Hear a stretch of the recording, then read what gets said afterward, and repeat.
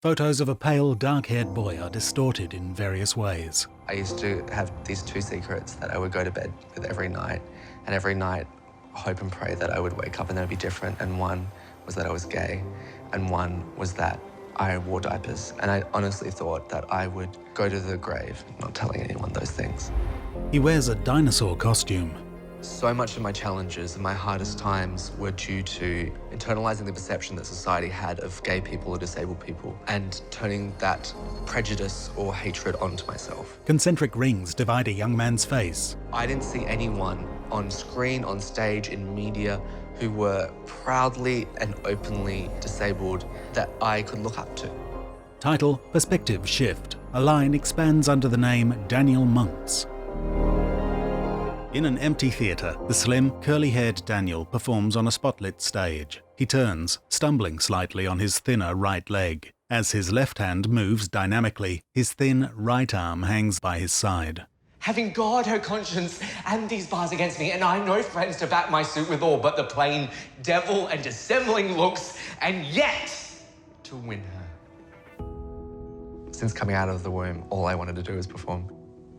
Being born is important. When she was 7 months pregnant with me, my mum, who was an actress, going through the experience of pregnancy, she decided to tell her story. She acted it in a one-woman show about pregnancy called From Here to Maternity. So I was in vitro on stage with her every night. I felt like I was kind of preordained with it and kind of like I was born to do it. Text: Annie Murta Monks, Daniel's mum. He was always the kid in kindergarten, first, second class, where he was organising his other mates, putting on little plays. When I was in year 2, I adapted the Disney film Peter Pan for the stage, and I made my year 2 class put it on with myself playing Peter. And then in year 3, I adapted Alice in Wonderland and made my year 3 class do it with me playing the White Rabbit. He also, as a child, acted in a few things. He ended up acting in a few commercials. I was always performing, and I was doing like every dance class possible. I was doing like jazz, tap, ballet, liturgical. I was doing acting classes. I was like very obsessed with it and had a lot of energy and just loved it all. This was his first attempt at doing his own makeup. Makeup streaks his toddler face. In photos and home videos, young Daniel dances around without restricted movement. I grew up in Perth, Western Australia, to Kim Monks, my father, who's an electronic engineer, and Annie Murta Monks, my mother, who was an actress, but when I was about 2 or 3, moved into casting and is now a casting director. I have an older brother, Nicholas Monks, Nicky, who's 18 months older than me, and we're very close. We look like twins as kids and kind of treated as twins. And my younger sister, Becky, Rebecca Monks, who is 5.5 years younger than me and is extraordinary. We're a very close family. In cowboy gear, young Daniel performs on stage with a large chorus of children behind him.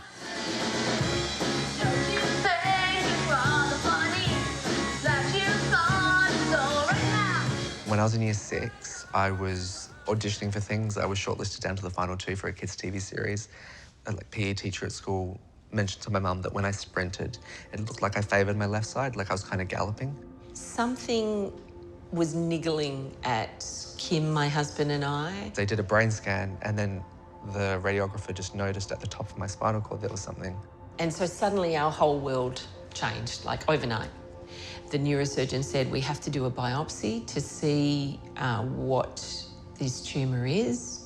After he closed me up from the biopsy test, my tumour swole from the incision that was taken, and I didn't have post-operative steroids to stop the swelling. And so it damaged all the nerves, and some of them irreparably. Within 2 weeks, my left arm came back and most of my left leg. Fortunately, one incredible neurosurgeon, even though it was deemed by others to be inoperable, he said, I think I can operate on it. My right arm never regained functional use. My right leg partially did. In home videos, Daniel uses a wheelchair. He's wheeled through school by friends. Thursday at lunchtime. To be surprised, it's 10 past 3. It was a really challenging, tough adjustment for me, especially when going back to school. It was kind of compounded in difficulty because at the same time that my body had changed and was changing, it was also around the same time that I realised that I liked boys and I discovered what gay means. My only knowledge and experience of gay people was Will and Grace and Queer Eye for the Straight Guy, who were both very much presented as clowns. And I didn't think that as a gay person you could be powerful. I didn't think as a gay person you could be someone that people would respect and admire. I thought you were the comic relief for the straight people. I had a crush on this boy in my year, in year 7, and he was dating, as much as you do as a 12-year-old, the pretty blonde girl in my year. And I remember watching them and seeing them dating and thinking, because now my body no longer felt like my own, and it felt quite arbitrary to me, that I felt like, well, if I had her body, if I looked like her, then he would look at me the same way, he would want to kiss me the same way, and he would love me the same way. Teenage Daniel maneuvers his wheelchair. Later he walks unevenly through a fountain, then poses. So what, you're going to go in backwards? Oh, you're just doing wheelies with your bike. I had internalized so much homophobia, I had internalized so much ableism, and ableism is the word for discrimination and prejudice against people with disabilities or against disability. Teenage Daniel smiles with friends. I didn't know other disabled people in my life. I didn't have disabled role models. I thought, because what if society had told me, that being disabled meant that I was lesser because by definition something is wrong with you. When I was 13 years old, I emailed one of the main drama schools in Australia and I said, look, I have a disability, physical disability, and I was wondering if you accept disabled people into your acting degree. And I got a response saying, we train actors for potential careers, and since there's not much possibility of a career for a disabled actor, we're not sure. And that really kind of put the nail in the coffin of what I thought my dream for my life could be. He sinks into an ocean pool. I remember one time, I tried to drown myself in the swimming pool one afternoon. I don't think it was a cry for help or attention because I'd never told anyone about it. But also as well, I don't think it was like I actually wanted to die in like that sense. I just wanted everything to stop and go away. Daniel floats in the green seawater, his body and limbs drifting under the silvery surface. Cut to black. Daniel is interviewed in a living room set. Stage lights and curtains are visible behind him. After I thought that now, because I'm disabled, I'm not able to have a career as an actor, I remember my dad had a business trip to Sydney when I was 15 and I went over with him. And I went and did a tour of AFTRS, the Australian Film, Television and Radio School. And I was like, this is the place I want to go. I bought a big book on the history of AFTRS. And I was like, I want to be a film director and I want to go to AFTRS. He sits near an AFTRS sign. I knew that I obviously had to graduate high school, and then also as well, at that time, they only offered postgraduate courses, so you needed an undergraduate degree. And so in the interim, I became an avid, obsessive lover of cinema. And I also, while in Perth and waiting, I was doing these amazing screen workshops called PAT Screen Workshops, which were for actors, writers, and directors. In photos, a young woman works on set with Daniel. Because of those classes, I met Stevie Chris Martin, who's my film partner. Stevie is interviewed. Her long brown hair frames her pale, oval face. One of the best times of my life meeting Dan. We were working in like a director, writer, actor course that his mum was running. Stevie is effortlessly cool. Like, she's someone who everyone falls in love with, and she is magnetic. Immediately, in somewhat probably a subconsciously manipulative way, I'm like, I'm gonna make her my friend. And I made her my friend. And he had a DP who pulled out the day before his shoot and asked if I could step in, like the night before. And we did, and then that was it. Like, we worked together, and stylistically, we just knew we were aligned. And now it's like 11 years later or something. We ended up making a number of short films together. I think we made 6 short films that went to international film festivals. A film clip.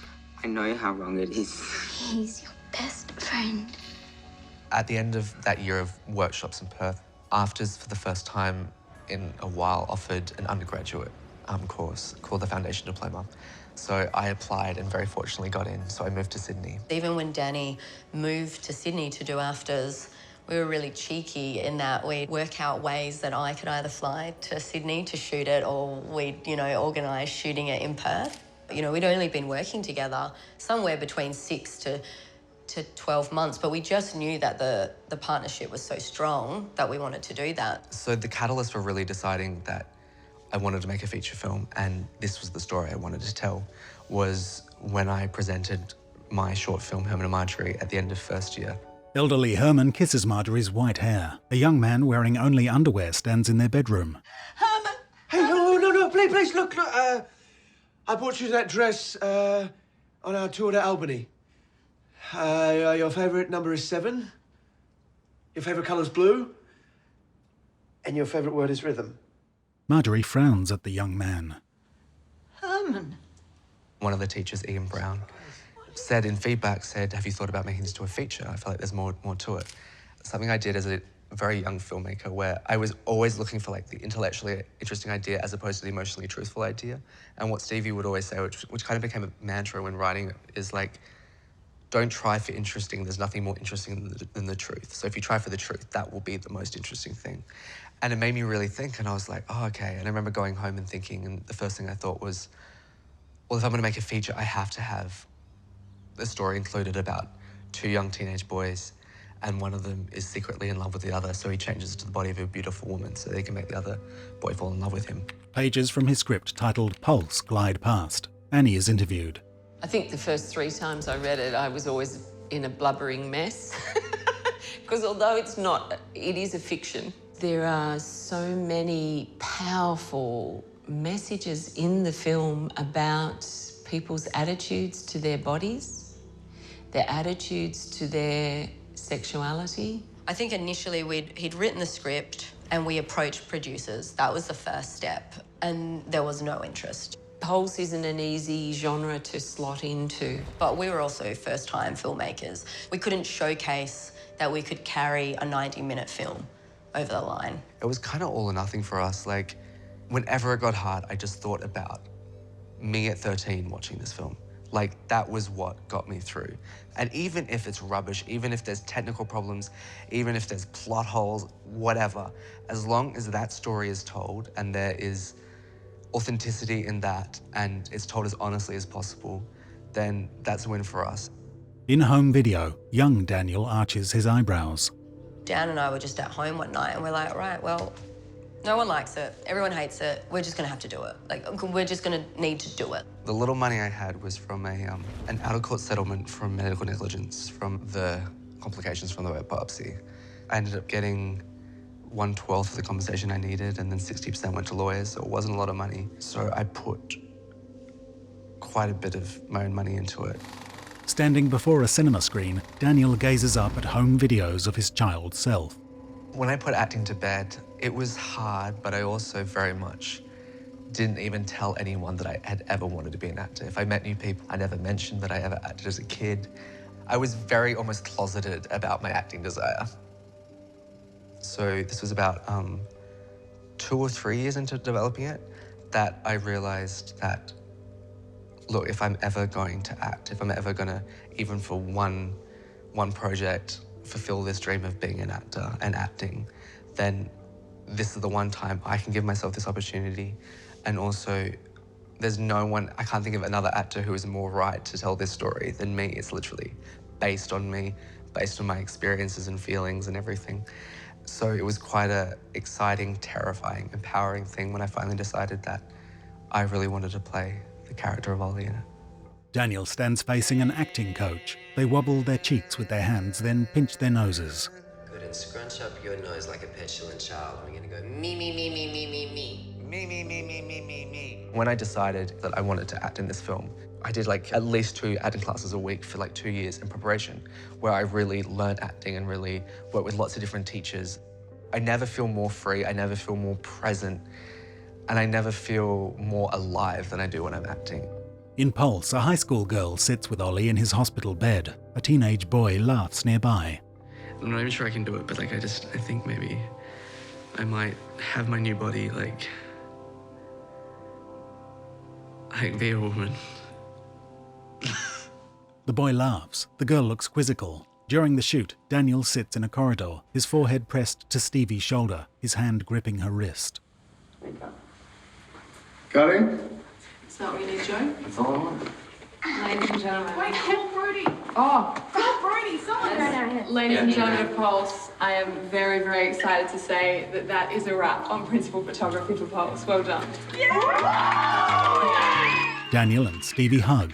It just really reinforced me that my favorite part of filmmaking is acting. And I'll always love cinema, but I most want to act in cinema. And that, you know what, maybe I can have a career as this, and maybe maybe it's actually important that I give this a real shot. I spent what ended up being a year editing the film, pretty much 5 to 7 days a week for a year. And it was grueling. But we got it to a place and we thought we have to have a screening. We screened it in Perth and we had sort of a questionnaire, and the feedback was pretty amazing. There were things to change, but it was really positive. After the screening, finding 4 women in the toilet bawling their eyes out, just saying that they were so moved by the film. And I just remembered thinking, yeah, it is a powerful film. And then the rejection started coming through. Daniel wears an ankle and foot orthotic and uses one forearm crutch as he walks alone on a beach. When this film was done, we didn't have distributors, we didn't have finance backing. Our only option to be able to get it into the marketplace and get it seen is to get into festivals. That was our only option, and so there was a lot of riding on it, and we were very, very nervous when submitting. So the top tier film festivals are the big ones, Cannes in south of France. Then you also have Sundance, you have Venice, you have Berlin, and you have Toronto. I mean, in the Western world, those are really like the big ones, and those were the ones that we first went for. And unfortunately, we were rejected for all of those. Then it was the top tier LGBT film festivals that we also then were getting rejected for. And it was like, oh, we're too niche for the mainstream. We also weren't right for our, our family festivals. Like our LGBT, it was really, blowing our mind. I think when we first started going the festival circuit, we were a bit too early. At that time, the diversity discussion was definitely present, but disability was not a part of that discussion. It was often, as disability usually is invisible or forgotten.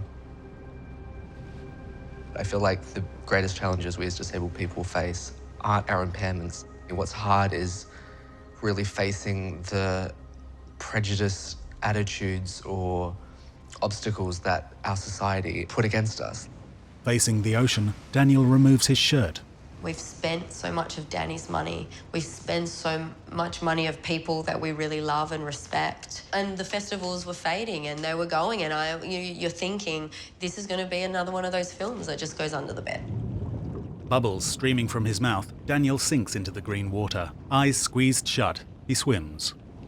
I think Mum and Stevie had a kind of like a general meeting with some filmmaker friends of ours who had experience with distribution and stuff like that, and they were just kind of like, where do we go now? We haven't got into festivals, what should we do? What's kind of the plan?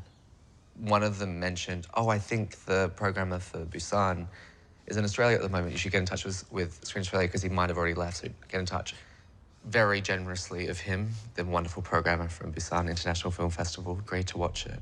Ollie stumbles as he walks. Text Dawson Park, Busan International Film Festival. Okay, my role is I'm a programmer, and what I do is basically select the films for the festival. As a whole, our programmers watch about more than 4,000 films per year, so that's a lot. The film was very unique, and not to mention the performance from Daniel Monks was just superb. Before I watched the film, I didn't know anything about him. And while I was watching it, I thought maybe he was a professional actor that was quite popular in Australia, because his acting was so real that it makes me feel like watching documentary, you know? It was one of the films that I thought that I definitely should have this one for the festival. It wasn't that long, it was maybe a week or a few days or something. We hear back from him and he's like, I love the film and I want it to play. I want it to be a part of, international program. And I also want to put it up for the Flash Forward Award. And it has a $20,000 cash prize. At Busan, photographers crowd the glamorous red carpet. A huge cinema is packed.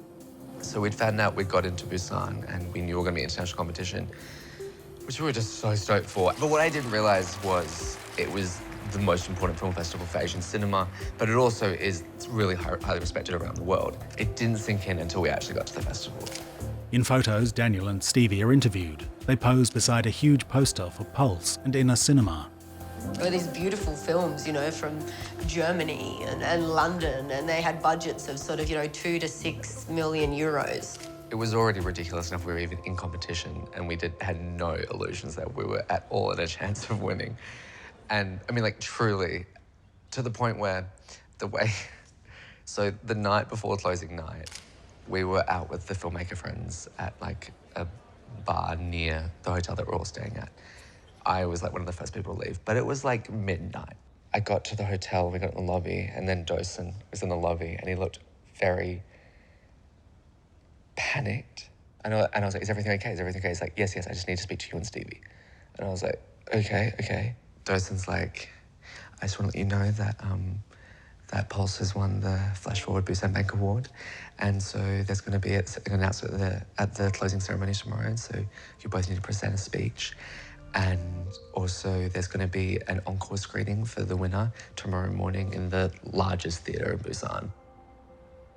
And we were just like, it was ridiculous. 스티비 크루즈 마틴 감독의 심장 소리입니다. 축하드립니다. In the huge cinema, Daniel, who is using a crutch, and Stevie leave their front row seats and go on stage. They bow to the presenters. So let me just work that out. 2009, we finished it in the Cannes beginning of 2017. How many years is that? Can anyone do maths for me? 8. It was 8 years. And now it's almost a decade. Most of all, really want to thank the Korean audiences who really embraced this story, which was one that we put a lot of time and a lot of heart into. And it's been so wonderful to receive this response. Daniel and Stevie pose at a media wall. Beaming, they walk down a red carpet. I know there was the audience, there's some of them from our, gay communities and disability communities. After the film was over, there was a big standing ovation. And we probably signed 1,000 autographs that day. They were like, what? And people were crying. They called me. They called me and they were blown away, absolutely blown away. It was just such a catharsis and a relief, and it just felt like this thing that we've been working so hard for so long, that not only would this film do all right, but maybe we could actually have a career in this thing. Maybe that this passion of ours, maybe we actually had a place in this industry, and yeah, we could actually do this for our lives. In photos, Daniel and Stevie sit holding hands in the cinema. Daniel beams. Stevie's face is full of emotion. They pose wryly with their trophy. Daniel is filmed being interviewed on the red carpet. We just like to ask, what's Pulse about? Would you tell us a little bit about it? Absolutely. Pulse is about disabled The Australian Academy of Cinema and Television Arts Awards. That's correct, yes. So basically, they're the Australian Academy Awards, so they're the equivalent of the American Oscars or the British BAFTAs. And I'm nominated for Best Lead Actor in a Feature Film, which is, for an actor, the top award that you can be nominated for. And also for my feature film debut, which is also especially exciting because even now I've never had an audition for an Australian feature film before. So I literally made a film myself and put myself in it, and now I'm nominated for Best Lead Actor, so it's pretty exciting. Annie reads from the Sydney Morning Herald. Gay, disabled and on the short list for Best Actor. And reading it, it just blew me away at how far Daniel's come and what an amazing human he is. The most special thing that came off the back of Pulse, and that I don't think I would have been entrusted with the role had the director not seen Pulse, was I got to play Joseph Merrick in the real and imagined history of the Elephant Man, written by Tom Wright, directed by Matthew Lutton at the Malthouse Theatre, which was one of the most incredible experiences of my life. He experiences so much pain in his life and so much trauma, but that final scene was just the most joyous, cathartic release because it was like him claiming his story. I was then nominated for a Green Room Award for Best Lead Actor in a Play, and the Green Room Awards are the Melbourne Theatre Awards.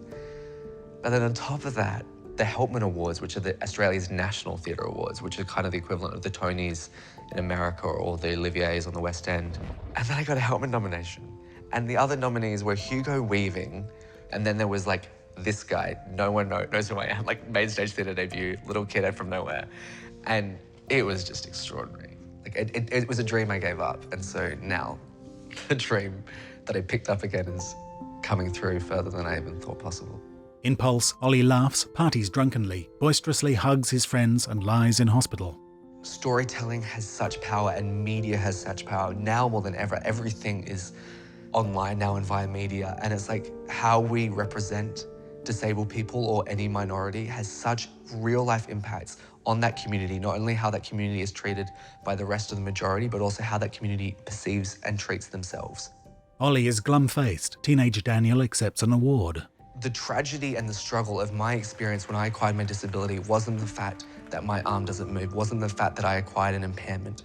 The tragedy and the struggle of it was facing society's expectations of me, their attitudes towards me, the barriers they put up, and then me internalizing those expectations and attitudes into my perception of myself.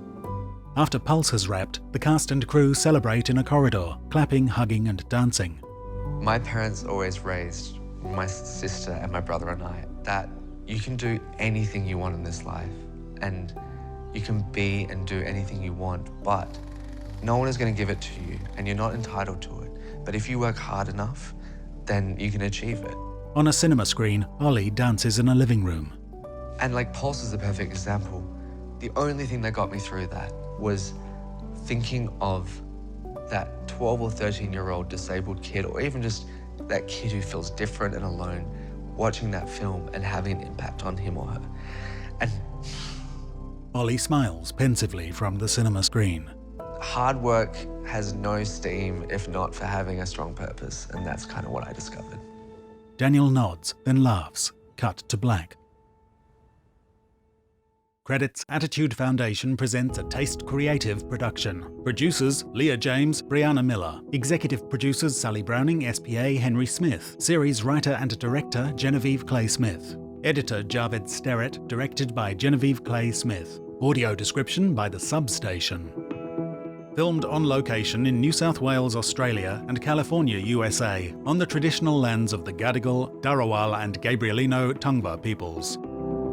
The logos for Victoria, Australia, ANZ inclusively made Taste Creative Attitude Foundation. Copyright 2019 Taste Creative Proprietary Limited.